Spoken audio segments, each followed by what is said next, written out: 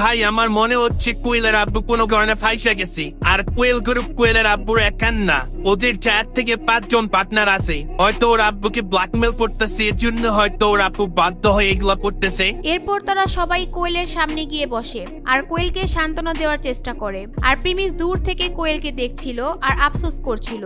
যেই মেয়েটা এত রাগী ছিল আজকে সে একদম ভয়ে ভীত হয়ে গিয়েছে। আচ্ছা আমরা পুলিশে ফোন দেই, পুলিশে ফোন দিয়া বলি যে কোয়েলকে এইভাবে ওরা ব্ল্যাকমেল করতেছে। এইটা কইরা কোনো লাভ হবে না।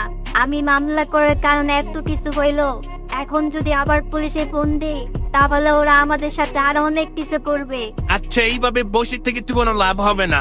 আমি দেখি আমার আব্বু কোনো হেল্প করতে পারে কিনা। রশ্মি তুমিও দেখো তোমার আব্বু কোনো হেল্প করতে পারে কিনা। কোয়েল তুমি কোনো টেনশন করো না, সব ঠিক হয়ে যাবে। আমরা সবাই দেখতেছি কি করা যায়। কি হবে এখন? প্রিমিস কি কোয়েলকে সাহায্য করবে? প্রিমিস কি তার পাওয়ার দেখিয়ে কোয়েলকে সাহায্য করতে পারবে?